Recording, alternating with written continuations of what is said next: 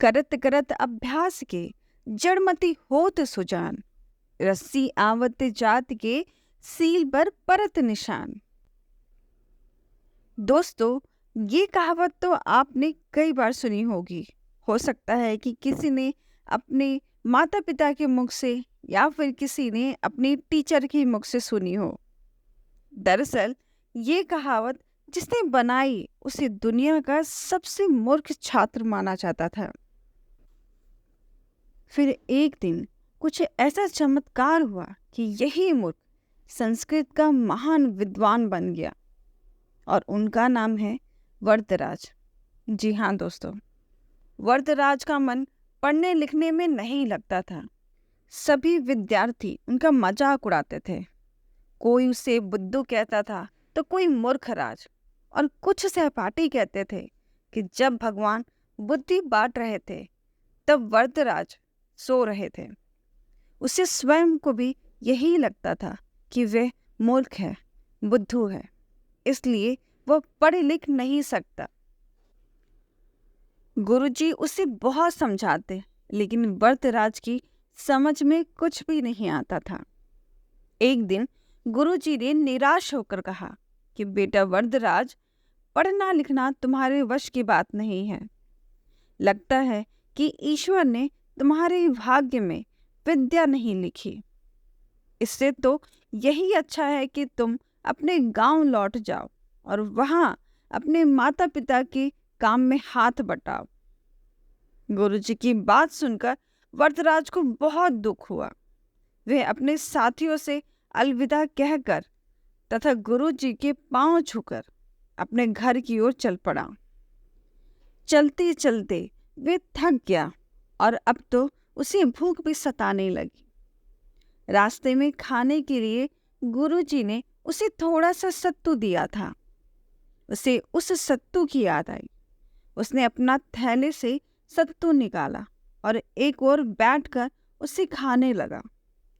कुछ दूरी पर ही गांव की स्त्रियां कुएं से पानी भर रही थी। वे पानी पीने वहां पहुंचा। उसने स्त्रियों से पीने के लिए पानी मांगा। जब स्त्रियां रस्सी से पानी खींच रही थी तो अचानक उनका ध्यान कुएं पर बने गड्ढे की ओर गया।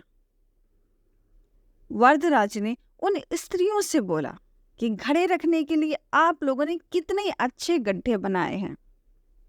उसकी भूरी बातें सुनकर स्त्रियों ने उन्हें समझाया कि ये गड्ढे बार बार घड़ों को रखने से अपने आप ही बन गए हैं, किसी ने इन्हें बनाया नहीं। वरदराज आश्चर्यचकित रह गए और उसने पूछा, क्या सचमुच ये गड्ढे अपने आप बन गए? क्या मिट्टी के घड़ों में इतनी ताकत है कि वे पत्थर को भी घिस दें? स्त्रियों ने बताया, हाँ, ये देखो, कुएं की जगत पर रस्सी ने भी घिस घिस कर निशान बना दिए हैं। वरदराज ने सोचा कि जब मिट्टी के घड़े और कोमल रस्सी से पत्थर घिस सकता है तो बार बार अभ्यास करने से क्या मैं विद्या प्राप्त नहीं कर सकता? अपने मन में यह बात आते ही उसकी सारी निराशा और दुख दूर हो गया। उसने मन में ठान लिया कि मैं खूब परिश्रम करूंगा और बार बार अभ्यास करूंगा। वे अपने आश्रम लौट गया और गुरुजी को प्रणाम करके उसने उन्हें अपने मन की सारी बातें बता दी। सारी बात सुनकर गुरुजी प्रसन्न हो उठे। उन्होंने वरदराज को पढ़ाना शुरू किया। वरदराज खूब मन लगाकर पढ़ने लगे और अब उन्हें अभ्यास के महत्व को समझ चुके थे कि कुएं की घटना ने उनका कायाकल्प कर दिया था। फिर उसके बाद वरदराज ने अपने जीवन में कभी भी पीछे मुड़कर नहीं देखा और जिसे दुनिया मूर्ख समझती थी, एक दिन वही बालक संस्कृत का महान विद्वान बन गया। दोस्तों, ये कहानी हमें सिखाती है कि अगर कोई भी काम हमसे नहीं हो रहा है तो हम उसे निराश ना हो। हम उसे बार बार करें, कई बार करें, एक ना एक दिन हमें कामयाबी ज़रूर मिलेगी। बस हमें निरंतर प्रैक्टिस करनी है और रुकना नहीं है। आज के लिए बस इतना ही। आपको स्टोरी कैसी लगी ज़रूर बताएं। और अगर आप हमारे चैनल पर नए हैं तो प्लीज़ चैनल को सब्सक्राइब करें। तो मिलते हैं नेक्स्ट वीडियो में। Till then take care.